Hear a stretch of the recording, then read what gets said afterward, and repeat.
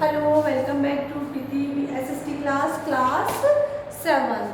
Now we were discussing about the kings and the kingdoms, and in the previous video lecture we have discussed about the Chandel dynasty, and the Chandel dynasty's founder was Nanno. Now in today's video lecture we will discuss about the Gaherwalas, it means the Gaherwal dynasty, and the Hindu Sahis.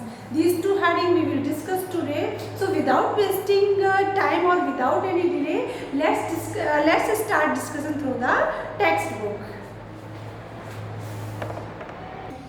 Yes, the Gaherwalas, it means Gaherwal dynasty that belong to the Kannauj, and the founder of Gaherwal dynasty was Chandradev. जो Gaharwal dynasty थी उसके जो संस्थापक थे वो चंद्रदेव थे.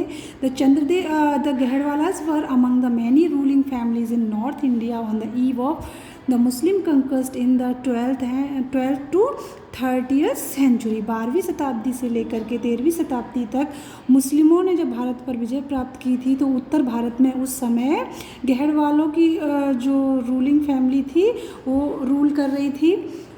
The history of this line of rulers ranges between the second half of the 11th century and mid 30th century. और इतिहास में जो गहरवाल डायनेस्टी की जो रेंज है वो लगभग 11.5 सेंचुरी से लेकर के आपकी जो 13 सेंचुरी थी तब तक थी.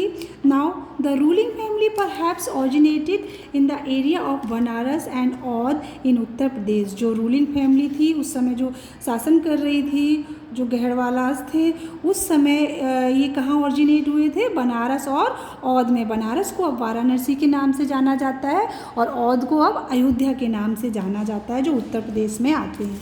आप जानते हो बनारस को तो बहुत ही फेमस क्षेत्र है.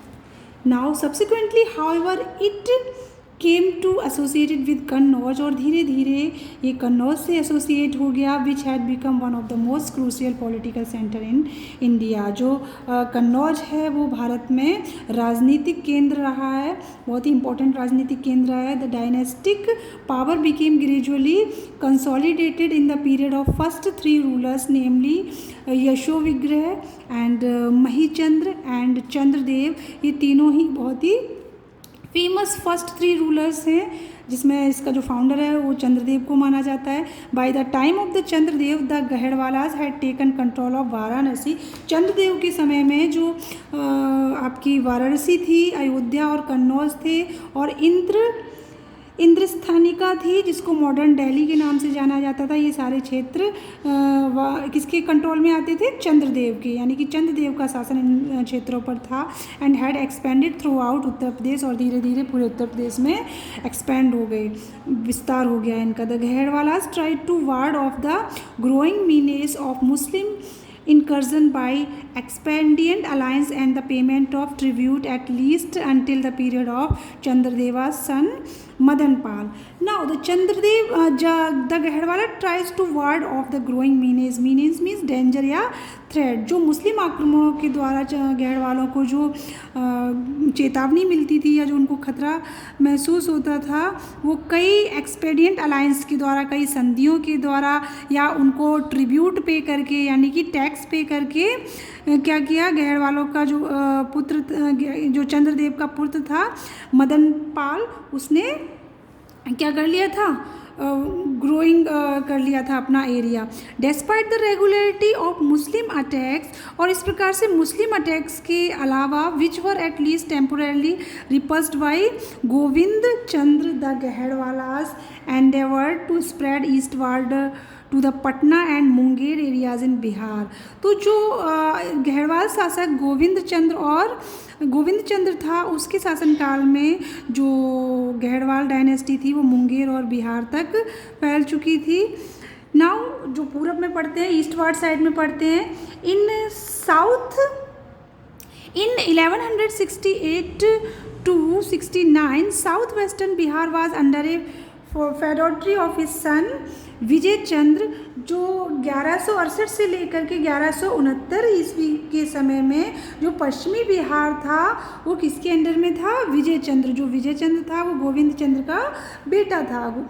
Now conventional accounts seem to suggest that Govind Chandra had varied relation with an impressive number of Indian and non Indian countries. इस प्रकार से हमने देखा कि जो गोविंद चंद्र थे उसके जो कन्वेंशनल अकाउंट्स हैं उनके द्वारा हमें पता चलता है कि किस प्रकार से उसके भारत में और भारत के बाहर लोगों से इम्प्रेसिव रिलेशन रहे हैं। नाउ द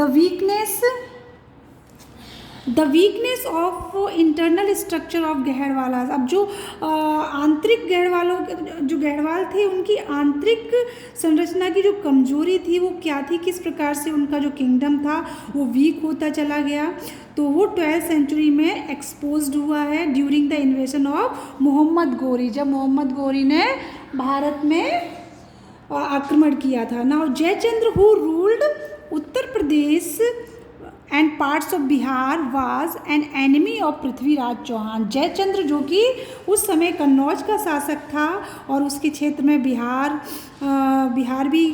के कुछ पार्ट्स भी आते थे, वो पृथ्वीराज चौहान का एनिमी था, यानी कि शत्रु था। आफ्टर डिफीट, हालांकि उसका रिलेटिव भी था और शत्रु भी था, और उसी की पुत्री संयोगिता के साथ जो पृथ्वीराज चौहान है उन्होंने प्रेम विवाह किया था, इट मीन्स लव मैरिज की थी। After defeating Prithviraj Chauhan, Mohammad Ghori also defeated Jaichandra in the battle of Chandawar. और पृथ्वीराज चौहान को मोहम्मद गौरी ने जब पानीपत के द्वितीय युद्ध में हरा दिया तो उसके बाद जयचंद्र को भी उसने 1194 में चंदावर के युद्ध में हरा दिया था। जो चंदावर है वो एटा ज़िले में आता है, उत्तर प्रदेश के एटा ज़िले में आता है। तो आपको पता होगा कि पानीपत के जो 2 युद्ध हुए थे, एक तो 1191 सेंचुरी में हुआ था जो पृथ्वीराज चौहान और मोहम्मद गौरी के बीच हुआ था, जिसमें पृथ्वीराज चौहान की विजय हुई थी और मोहम्मद गौरी हार गया था। लेकिन जो पानीपत का द्वितीय युद्ध हुआ था जो 1192 सेंचुरी में हुआ था, उसमें मोहम्मद गौरी था वो जीत गया था और पृथ्वीराज चौहान की मृत्यु हो गई थी इस युद्ध में। और उसके बाद ही उसने जयचंद्र पर आक्रमण किया था, जो चंदावर के युद्ध के नाम से जाना गया। Now next page. The Gahadavalas lingered in Harishchandra's reign in the Kannauj, Jaunpur and Mirzapur regions until in 1197। अब गहड़वाल जो थे उनका जो अंतिम शासक था, यानी कि जो जयचंद्र का पुत्र था हरिश्चंद्र, उसके साम्राज्य जो था वो कन्नौज, जौनपुर और मिर्ज़ापुर के क्षेत्रों में 1197 में फैला हुआ था। तो the buildup of Muslim expansion in the area was study through the early 30th century। during this period the Gahadavalas completely lost their power। और इस प्रकार से 1197 के बाद गहड़वालों की जो पावर थी वो लॉस होती चली गई धीरे धीरे। तो आपने देखा कि किस प्रकार से जो गहड़वाल डायनेस्टी थी उसका जो अंतिम शासक था वो हरिश्चंद्र था, जो जयचंद्र का बेटा था। हालांकि मोहम्मद गौरी ने जयचंद्र को चंदावर के युद्ध में हरा दिया था, लेकिन उसने वहाँ पर अपना कब्जा नहीं किया था और हरिश्चंद्र को शासन करने दिया था। Now the next heading, the Hindu Shahis. A long line of Hindu kings ruled on the middle kingdoms of India, which included portions of the Kabulistan and the old province of Gandhar, now in the northern Pakistan, from the decline of Kusan Empire in the 3rd century। तीसरी शताब्दी में Kushan empire के पतन के बाद जो काबुलिस्तान और गांधार थे, इनमें कई हिंदू किंग्स ने अपना साम्राज्य बनाया इन क्षेत्रों को। नाउ नेक्स्ट द किंग, तो 3rd सेंचुरी में जब कुषाण एम्पायर का डिक्लाइन हो गया तो उस समय गांधार और काबुलिस्तान में कई हिंदू राजाओं ने राज्य किया। The kingdom was known as Kabul Shahi between 565 to and 879, यानी कि 565 से लेकर के 1979 ईस्वी तक का जो समय है उसमें काबुल शाही के नाम से जाना गया। जो वहाँ का राज्य था उसको काबुल शाही साम्राज्य के नाम से जाना गया। और इनकी जो कैपिटल थी, they had Kapisa and Kabul इनकी कैपिटल थी। So you have to keep in your mind these two capitals. Later they became more popular as Hindu Shahis, और बाद में जो ये काबुल शाही थे यही हिंदू शाहीज के रूप में फेमस हुए। Now Jaipal, Anand Pal, Trilochan Pal and Bhim Pal were the prominent ruler of this dynasty. और इसी डायनेस्टी के जो हिंदू शाही डायनेस्टी के जो रूलर्स रहे हैं उनमें जयपाल, आनंद पाल और त्रिलोचन पाल इम्पॉर्टेंट हैं।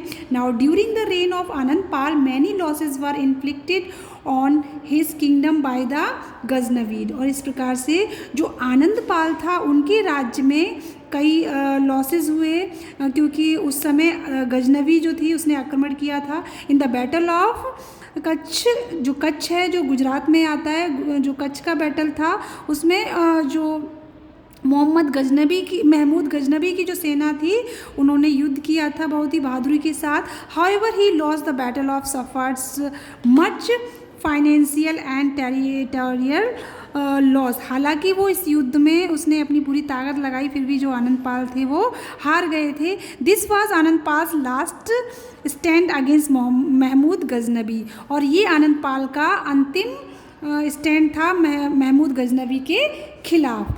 ही eventually signed a treaty with the Ghaznavi empire in 1010 century and passed away soon. उसने महमूद गजनवी के साथ एक संधि, ट्रीटी का मतलब एक संधि या समझौता किया था 1010 सेंचुरी में। और इस समझौते के बाद धीरे धीरे इस समझौते के बाद में उनकी मृत्यु हो गई थी। तो त्रिलोचन पाल जो कि आनंद पाल का बेटा था, इसके बाद वो गद्दी पर बैठा और 1011 सेंचुरी में उनको थ्रोन पर बिठाया गया, यानी कि गद्दी पर बैठाया गया।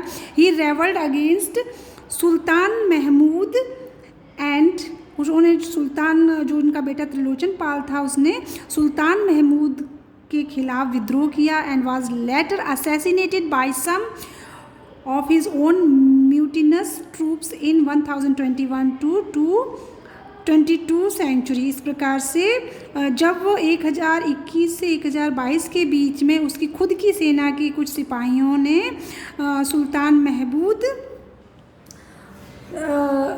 के खिलाफ जब उसने आंदोलन किया था या उसके खिलाफ जब उसने रेवल किया था, विद्रोह किया था, तो उसकी हत्या कर दी गई थी। तो त्रिलोचन पाल की हत्या या असैसिनेशन किसके द्वारा किया गया था?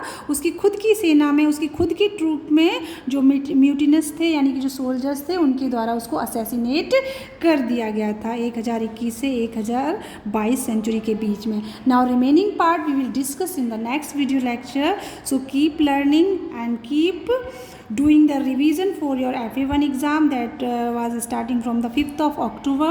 So keep reading, it is must. Thanks.